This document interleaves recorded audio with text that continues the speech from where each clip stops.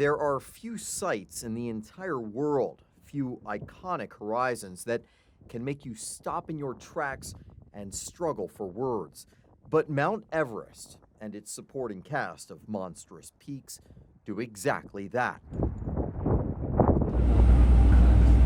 Just getting anywhere near it, though, a challenge. Days of dangerous weather meant we'd have to helicopter into the Himalayas. Thank you. No airplane pilots were willing. The clouds too thick, visibility too poor. And we'd have to land miles short of our destination. But only hours in, we were treated to one spectacle after another. So headlamps ready, rain gear ready, and off we go, right? Our porters' strength far exceeded their size as they geared up and disappeared in the distance. We, meanwhile, were short of breath and happy to pause for the occasional traffic jam of horses and yaks. But because we had ground to make up, we would have to continue well into the night, unaware of what exactly lie below. Is it safe, the both side fence? After a short night's sleep, interrupted by yells to help a fellow trekker remove a leech, yes, they're everywhere at lower altitudes, we start again, motivated by more magical scenery. Each day more inspiring than the last. Ancient prayer wheels and massive stone etchings pop out of nowhere, villagers giving us curious stares. Our guide Ganga navigating us over one ridge after another until we arrived in the shadow of the legendary peak Ama Dablam. We met Lapka, a famous Sherpa who once led the likes of Prince Charles through these epic passes. I don't know why a lot of people spend a lot of money and a lot of people come to put their life on risk on mountain. You think it's crazy? I think so.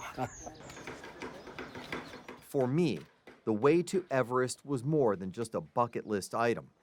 I also turned 50 on the trail, and that morning, an unforgettable gift. My first glimpse of what I'd dreamt about for decades, the world's highest peak, all 29,031 feet of it. There it is. Everest, top of the world. Even you're excited to see it. Yes, this weather. And June. Yes. And a monsoon and a June. On your birthday. Happy birthday. A testament that I still felt young enough to tackle life, even though a complete summit was not in the cards. This, the deadliest year on record. 18 trekkers and climbers lost their lives. And just 3 weeks later, we learned our helicopter pilot, seen here, talking to me about the conditions. Yeah, the weather's so bad. Crashed the same chopper we rode in, killing everyone on board. Back on the trail, we come to the famed Hillary Bridge, not for the weak of heart. Somewhere around 450 feet, I'm told, above the ground. Rapids below us, windy day, and all of it is awesome. A couple of days later, another grim reminder of the risks. Few places can remind you of just how dangerous it is.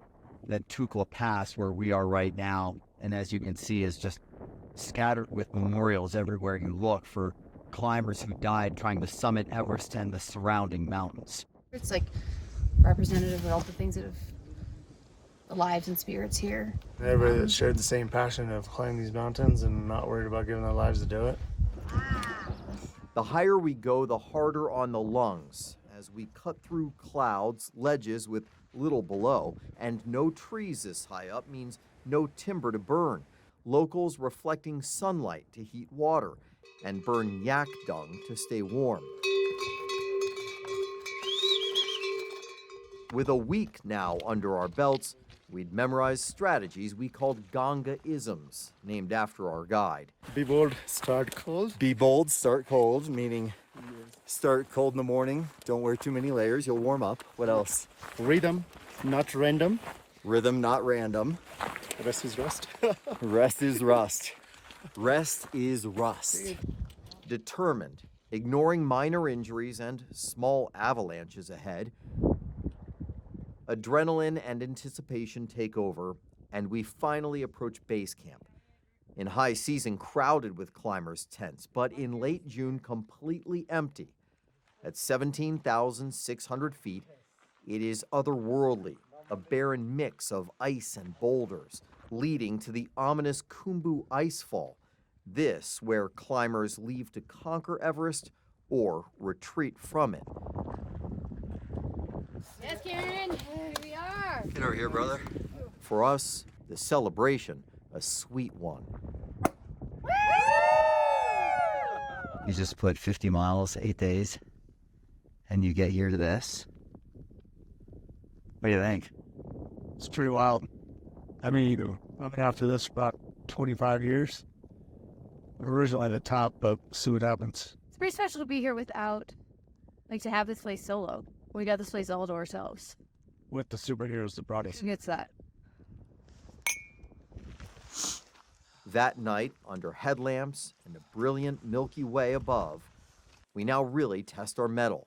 One last push, another 1,000 feet up to the less visited Kala Patthar, exhausted but rewarded by sunrise against one of the 7 natural wonders of the world, Everest, in all its unparalleled glory, treating us to a sight unlike any our existence has to offer. From Mount Everest, Scott Thuman, 7 News.